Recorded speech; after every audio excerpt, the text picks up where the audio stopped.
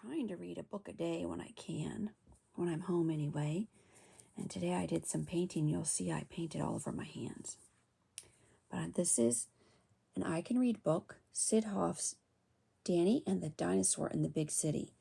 And Mimi thought this was a really old book because these are originally old, but it appears to be, instead of written by Sid Hoff, it appears to be Sid Hoff's. In other words, they took it off of his original stories, because the only copyright I can see with my old eyes is 2019.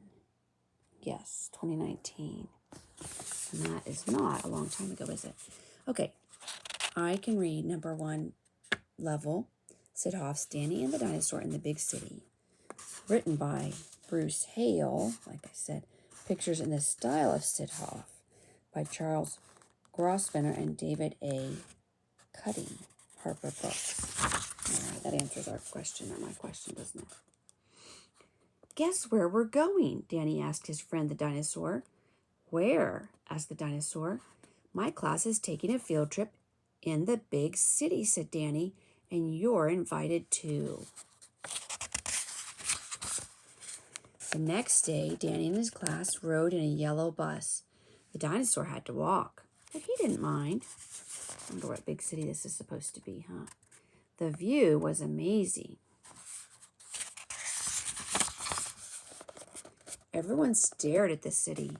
Such tall skyscrapers. So many people.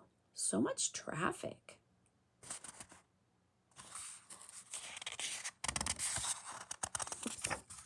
I'm missing a page. Danny's class went to a big park. Everyone rode the carousel except the dinosaur. You ever ride a carousel? Sure. Oh, sorry, you're too big, said the carousel operator. Looks like my camera's dirty, kids, from painting decks today. Sorry about that. When Danny and his class rode the fireboat, Danny even got to sound the siren. See, he's pulling the rope. The dinosaur couldn't fit, so he swam beside the boat. And what did they have to do for the dinosaur? Raise the drawbridge. That is always fun to see. The class visited a fancy music hall. See the ladies? Everybody loved watching the famous dancers do their dance. Kick, kick, kick. Must mean they're in the big city called New York City, huh?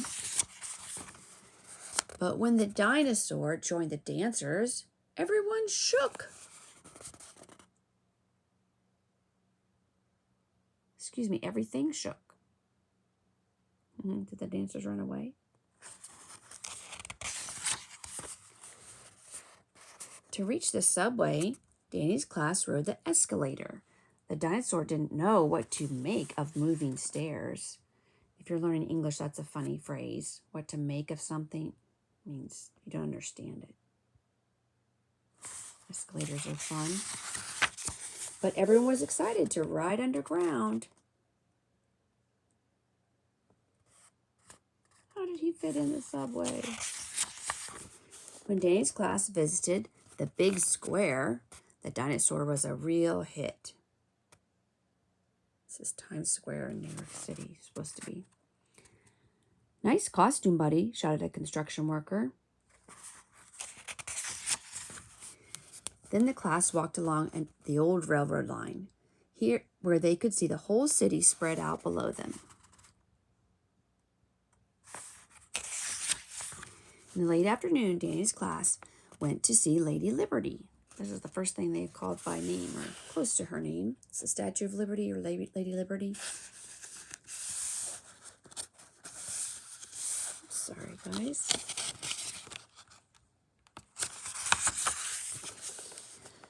The statue is so big, said Danny. It's just the right size, says the dinosaur. I've never felt small before. That was fun for him to feel small, huh? He was used to feeling big all the time. As the sun sank low, it was time to leave. Danny's class sang songs all the way back home. The dinosaur helped. Pop-Pops. They might be getting some cereal or ice cream, huh? When at last they got home, Danny and the dinosaur said, "Where will we go on our next field trip?" That's the end. Thanks for joining me. Be sure to like and subscribe. Have a good evening.